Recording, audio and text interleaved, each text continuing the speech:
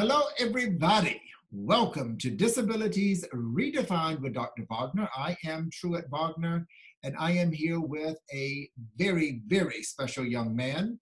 He is highly involved in sports. He is highly involved in music, and he is an activist. Would you please welcome Daniel Michael? Hey, Daniel, how are you? I'm good. How are you? I am great. Glad to finally get you here. I think we've been trying to get you on the show for about a year and a half now, right? Yeah. So listen, I want to jump right into the interview because you have a very interesting career in sports. Now, first of all, you don't play sport. What is it? You're an official, right? Is that correct? Not only am I a sports official, but I also bowl as well. Okay, so you do play. All right, that was what I wanted to ask. So you're an athlete and then you are an official. Now, yeah. To all people out there watching, myself included, what exactly is a sports official? Well, if I were to give the short story, I'd say a sports official helps enforces the rules of the game or the laws of the game, being that I've been officiating for a couple of years now. It's all about player safety for me, and I'm just having a good time doing it. Now you mentioned soccer, but now don't be modest. It's soccer. It's baseball. How many licenses do you have? Quite a lot, right? Oh my God, I could give you a whole list. I'm U.S. soccer certified. I'm baseball certified. Softball certified, bowling certified, because I actually not only officiate the adult tournaments in Staten Island, but I've helped officiate some of the youth tournaments there too. Wow. And I'm also a volunteer coach at Raps Country Lanes. Mm-hmm. And oh my God, what else? Oh, I just got certified today, indoor arena soccer. I always wanted to ask, what is the weirdest thing that has happened? What is sometimes we see on TV a kitten running across the baseball field and everybody being, or something landing from the sky or whatever, or like players butting heads and yeah.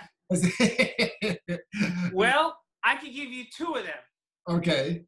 One, foul ball hits an ice cream truck parked outside the parking lot. Was everybody okay? Well, it hit the truck, and I said to the batter, just for that, I'm buying you an ice cream. Okay. Okay, that's a nice guy, right? Yeah, and then the other one was an infield fly ball play at a Little League I was umpiring. Pop fly met the ape. The baseball met the ape, was at its apex. Uh-huh. And for those that don't know, infield fly roll is runners first, second, or runners first, second, and third. No outs, one out. This was no outs, first and second. And the ball has to be at its apex in the air in order for it to be infield fly roll. And it has to remain on the infield, or it can be the infielder can be encamped under the ball, whether on the infield or in the outfield. And by rule, that's the rule.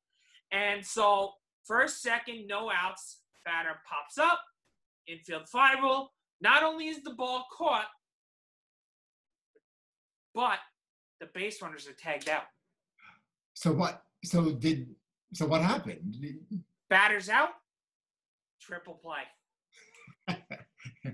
So were they mad at you then?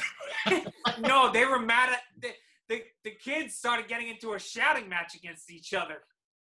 Oh. I was like, come on, guys, that's not his fault that well, then again, maybe it is the batter's fault for swinging at a weak pitch, but that's just my opinion on the outside of officiating spectrum. But right, yeah. Well, listen, sounds like you got a great thing going there, being a sports official, and your Facebook page is a lot of fun. I love seeing the photographs, and you seem to enjoy it. But along with being involved in sports, you also are a musician. You play the drums. Yes, I am. And you're using your now. What are you're involved with raising money for breast cancer? Tell us that. Tell us what's going on. So Breast Cancer Can Stick It is an organization based out in Dallas, based out in Texas. Okay. And they raise funds for breast cancer every year. They try to raise at least $50,000 every year. Mm-hmm. Now, this is my first time participating in this fundraiser called Breast Cancer Drumathon. Now, to explain the Drumathon, it's not really me drumming up. It's drumming up funds for breast cancer, right? But the top 25 fundraisers or drummers get a drum solo, prizes, and that's it. But the top three, which I'm in the top three currently with $525 raised, get everything, a drum solo and an interview. Okay, now so the drum solo and the interview would appear on, where would that appear on? It would appear on the virtual Drumathon, which will take place October 4th. Feel free for anyone to donate. I'm actually currently the only drummer in the fundraiser that's on the spectrum or special needs. Mm-hmm.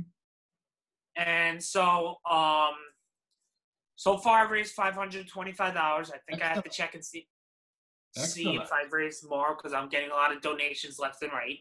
Okay. Which is, by the way, in a week and a half, new record for me fundraising-wise total. Okay, perfect. And we'll put it here on the show, okay? Okay, and good luck with that as well. And thank you. It sounds like you're doing great. You're already in the top three. So just keep playing the drums for yeah. Okay, now on top of everything else, on top of being a sports official, on top of being a drummer and an activist, you also are a college student at the College of Staten Island, and your ultimate career goal is to work in law enforcement. Is that correct? Right. Okay. Now, what is your major at the College of Staten Island? Well, it's liberal arts. I'm thinking of, once I'm done with the liberal arts degree, transferring either to John Jay or Kingsborough. Mm-hmm. Kingsborough does have a criminal justice major. I'm thinking of taking 2 years criminal justice major there, or taking a criminal justice major at John Jay. Either way works. I should mention I used to be a police explorer with the NYPD Explorers in the 122nd Precinct in Staten Island. Okay, perfect. And I always thought about working in law enforcement. You know, I always loved being around kids, and honestly, I thought, you know what? If I become an officer, I want to run an explorer post. Oh, wow. Okay. That sounds like a good idea. I want to teach kids how to understand what officers see every single day. And also, I want to use my disability to help teach other officers how to diffuse situations. Well, I think you're great, and I think you're going to do just that. That sounds like a very good plan. What advice do you have for people out there who might have the same disability you do? What do you want to tell them? You know, I'm one of the very few umpires around, or very few sports officials around the nation, or possibly the world, that has a disability. I know a friend of mine's in a wheelchair. We do have an umpire in upstate New York that's in a wheelchair. And if I were to say, stand out and make yourself proud, you know, go for it, and take the chance, take the risk, make mistakes, get messy. This has been a great, well, it was more of a conversation, really. This was not really, hey, you know what? But it was great. And I really did enjoy hearing everything you've got going on. And all the best in everything you do moving forward.